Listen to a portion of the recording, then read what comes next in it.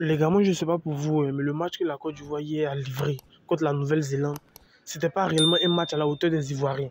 Franchement, la Côte d'Ivoire, durant ce match-là, n'a pas réellement donné satisfaction. Et on l'a vu. Il y avait tellement de hype autour de ce match-là. Il y avait tellement de... On attendait réellement beaucoup de choses de nos éléphants. On attendait qu'ils soient bons dans le jeu. Et on attendait aussi certains joueurs. Parce que franchement, ce tournoi aux 4 nations-là, on est mal barré. La Côte d'Ivoire est mal partie pour pouvoir remporter ce tournoi-là. Bon, hier, on a perdu encore 1-0 contre la Nouvelle-Zélande. Et franchement, les mêmes choses se répètent. Les mêmes choses se répètent. C'est toujours très lent dans le jeu. Et parce qu'on avait beaucoup négligé la formation de la Nouvelle-Zélande. Hein, parce que le 11 mai, on va parler du 11 tout à l'heure. Mais franchement, dans le jeu, c'était réellement pas ça. Dès les premières minutes, on a vu une équipe, n'est-ce pas, de la Nouvelle-Zélande qui venait attaquer les éléphants, presser haut les Ivoiriens. Et franchement, ça a été à notre désavantage. Pour faire sortir le ballon réellement, ce n'était pas réellement le cas. Parce que Lazare Mani était pratiquement seul. Il y a le jeune aussi Maurice Bané que je n'ai pas réellement trouvé intéressant durant tout le match. Et franchement, c'est une défaite vraiment sanglante. C'est une défaite vraiment sanglante parce que vous savez, l'objectif de ce match-là, c'était pour se préparer pour aborder les éliminatoires de la Coupe du Monde qu'on va jouer contre le Gabon, un concurrent direct. Mais avec ça, franchement, on est mal parti même pour se qualifier pour les éliminatoires de la Coupe du Monde. Parce que la Côte d'Ivoire n'a réellement pas livré une bonne prestation, qu'on se le dise clairement. C'était pas bon du tout. Que ce soit défensivement, au milieu de terrain même, on était à la peine. Dès les premières minutes, les Néo-Zélandais nous ont pressé très haut, avec une volonté d'aller chercher le ballon, d'aller récupérer le ballon dans notre camp. Et ça, franchement, ils ont fait un pressing. Dans les premières minutes, franchement, on n'arrivait pas à se retrouver. Ça n'arrivait pas réellement à enchaîner. 3-4 passes, franchement, les Néo-Zélandais nous ont asphyxiés dès le début du match. Mais après, les éléphants ont eu le contrôle du ballon, ils ont eu la maîtrise. Mais je veux dire que le gros péché de ce match-là, ça a été le fait qu'on ne soit pas clinique. On a réussi à se créer des occasions, même si on n'a pas eu énormément d'occasions, mais on a réussi à se créer quelques-unes occasions. Et franchement, on n'a pas pu réellement bien négocier ces occasions-là. Parce que franchement, comme je vous l'ai dit, on a négligé la Nouvelle-Zélande. On se disait qu'on était trop beau, trop fort. Parce que franchement, il faut le dire, la Nouvelle-Zélande et la Côte d'Ivoire, sur le papier, on n'a rien envie à cette nation. Et je crois même qu'on est au-dessus. Au classement FIFA, on est au-dessus. Mais sur le papier, sur le terrain, c'était totalement autre chose. Nous qui avons des joueurs qui sont en forme. Nous qui avons des joueurs qui jouent tous les matchs dans leur club. Nous qui avons des joueurs qui sont titulaires indiscutables. Mais franchement, durant ce match-là, je n'ai pas réellement senti une équipe de Côte d'Ivoire assez conquérante. Je pense que réellement, on a négligé ce match-là. Je ne sais pas pour vous, mais lorsque j'ai regardé le match, il y a eu beaucoup de négligence quand même. Il y a eu beaucoup de négligence parce que quand même, le sélectionneur MS Faye n'a pas mis les titulaires habituels. Les titulaires habituels. Et aussi, je pense que le fait qu'on ait perdu ce match est dû aussi à, comment ça s'appelle, il y a plusieurs postes où il y a des joueurs qui n'ont pas beaucoup joué ensemble. Quand on prend par exemple le poste de défenseur central, il y a Jean-Philippe Bamé et Sedi Kipré. Ils n'ont jamais joué ensemble en sélection nationale de Côte d'Ivoire. Et c'est Jean-Philippe Bamé même qui essayait de faire son mieux. Il essayait de faire son mieux. Et franchement, Jean-Philippe Bamé, il était très bon défensivement. Sedi Kipré aussi qui l'accompagnait, était très bon. Mais bon, enfin lui, il était sorti après remplacé par Kosonou. Kosonou est rentré. Mais c'était pratiquement la même chose. Franchement, je ne sais pas si... Rappelez-vous, les trêves du mois de juin, c'est toujours comme ça. Parce que ça, c'est la fin de la saison. Les joueurs sont fatigués. Mais franchement, devant, ce n'était pas bon. Il y a le garçon Luc Zogbe, lui et Nicolas Pepe qui devaient animer leur couloir. Ça n'a réellement pas été ça. Nicolas Pepe et Ivan Guessin. Bon, on va parler d'eux après. Mais Luc Zogbe, mais il n'est pas monté du tout. Il ne montait pas, ça ne débordait pas, ça ne faisait pas des centres. Ça ne faisait pas des centres, il ne montait pas. Il était bon défensivement. Il arrivait quand même à contenir les attaquants néo-zélandais qui étaient sur son côté, mais offensivement, il n'apportait absolument rien. Et c'est pareil pour Christopher Opéry. Christopher Opéry n'apportait réellement pas. Et beaucoup d'actions sont passées sur le côté de Christopher Opéry. Christopher Opéry, n'est-ce pas, est très bon offensivement, mais défensivement, ce n'est réellement pas la peine. Et là, on a eu la surprise du chef. J'avais dit que Yaya Fofana allait être titularisé, mais ce n'a pas été le cas. Yaya Fofana n'a pas été titularisé et c'est Badra Ali. C'est Badra Ali qui a été titularisé, comme je l'ai dit, un milieu expérimental, Maurice Bané, qui jouait en milieu défensif, mais franchement, je ne l'ai réellement pas senti. Et Lazare Mani au milieu était réellement seul. C'est vrai que par moments, il gardait un petit peu trop le ballon, mais ça ne créait pas de solution. Parce qu'il faut donner de la solution au porteur du ballon, de pouvoir créer des espaces, casser les lignes, etc. Mais Lazare Mani maniait beaucoup le ballon parce qu'il n'y avait pas de solution. Ça ne faisait pas de bons appels, ça ne jouait pas pour son partenaire. Franchement, le match là était catastrophique. C'est incroyable à quel point on a sous-estimé cette équipe-là. Et franchement, c'est cette équipe-là qui nous a montré c'est quoi le football. Parce qu'eux, ils ont pressé. Parce que dans les premières minutes, voici la technique de la Nouvelle-Zélande. Ils nous ont pressés dès le début de la rencontre. Mais après, ils se sont recroquevillés dans leur camp. Ils jouaient beaucoup défensif. Et ils procédaient par des contres. Là où aussi nous, on avait la possession. La Côte d'Ivoire hier avait la possession.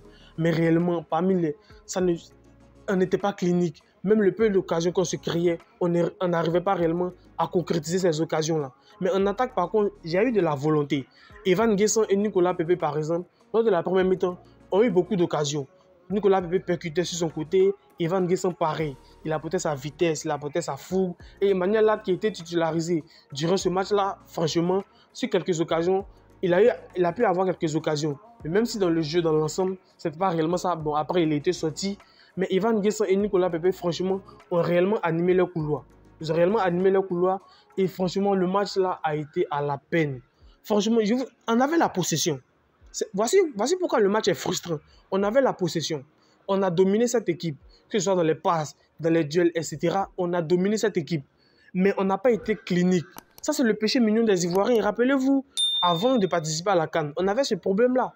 On arrivait à se créer des occasions. Rappelez-vous du match quand on a joué face au Maroc, sous Jean-Louis Gassi. On arrivait à se créer des occasions. Mais quel était le problème? On n'arrivait pas à finir ces occasions-là. On était à la peine. Et c'est ce même problème-là qui ressurgit. Même après l'entrée de Simon Adingra, qui a été intéressant, qui essayait de dribbler. Mais il n'y avait toujours pas de solution. Il n'y avait toujours pas de solution. Et franchement, ça me fait réellement mal. Ça me fait réellement mal parce que voici un trophée, un tournoi qu'on aurait pu remporter facilement. Bon, après, c'est pas encore fini, on ne sait pas ce qui va se passer. Mais le Canada a battu son adversaire 4-1, a battu l'Ukraine. Donc, nous, on est très mal barrés parce que la Nouvelle-Zélande nous a battu 1-0. Donc, le Canada et la Nouvelle-Zélande sont les deux équipes qui sont premiers. Et nous, on est vraiment mal barrés. On est vraiment mal barrés. Moi qui voulais réellement que les éléphants puissent remporter ce trophée-là, franchement, en tout cas dans le jeu, ce n'était pas réellement ça.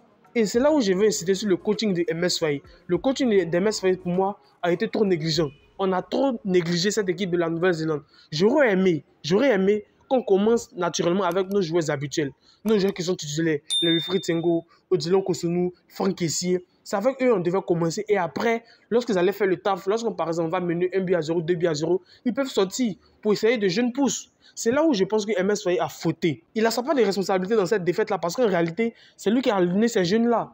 Bien sûr que les jeunes-là, on ne va pas totalement leur en vouloir parce qu'ils sont titulaires en club, ils viennent dans une compétition où réellement il y a assez d'enjeux. Donc c'est leur première fois qu'ils rentrent. Ce n'est pas tout de suite qu'ils puissent, n'est-ce pas, briller tout d'un coup. Ça peut arriver. Ce n'est pas comme certains joueurs, dès qu'ils arrivent dans une équipe, commencent à briller. Ce n'est réellement pas le cas pour tout le monde. Mais franchement, la Nouvelle-Zélande nous a montré c'est quoi le football. Et franchement, c'est comme ça qu'on encaisse. Comme je vous l'ai dit, on avait des problèmes à la sortie de balle. C'est comme ça qu'on encaisse. Morick Bané qui va se faire prendre le ballon en plein milieu de terrain. Et le joueur de la Nouvelle-Zélande va faire une passe qui va éliminer deux défenseurs, Christopher Operi et Sedi Kipré, et qui va aller terminer dans la cage. Frappe croisée, 1-0 pour la Nouvelle-Zélande. Franchement, ça, c'était pas bon. C'était pas bon. Mais par contre, défensivement, on n'a pas été solide. Mais comme je vous l'ai dit, le même problème se répète. Et ça, c'est une alerte que, n'est-ce pas, on donne au sélectionneur MS Faye. Le milieu de terrain des éléphants n'est pas assez compétitif. On a de grands noms, on a de grands joueurs, mais il y a réellement un problème. Il y a réellement un équilibre qu'on ne retrouve plus. Même après l'entrée en jeu de Ibrahim Sangaré et de Franck Kessié, qui ont démontré plus de leadership, qui sur le terrain, n'est-ce pas, arrivaient à sortir, à distribuer proprement le ballon, ça donnait les ballons à son partenaire, ça a quand même essayé, n'est-ce pas, de faire sortir les balles. Franck Kessié et Ibrahim Sangaré se sont occupés de ça et c'était vraiment super. Mais comme je vous l'ai dit, nos attaquants, n'est-ce pas, ont été enrhumés. Les canons ont été mouillés. Donc franchement, ils vont devoir se remettre dans le sens de la marche. Parce que réellement, ce résultat-là est peu favorable. Parce que, vous savez, moi j'aurais aimé qu'on gagne ce match. Mais franchement, dans le jeu, ce n'était réellement pas ça. Même après les entrants, que ce soit Odilon Kosonou, c'est comme s'ils étaient en vacances. Ils ne nous ont pas rendu fiers d'eux ce soir-là. Et franchement, moi, ça me fait vraiment mal. Ça me fait vraiment mal parce que des joueurs... Je peux comprendre que ces joueurs-là, réellement...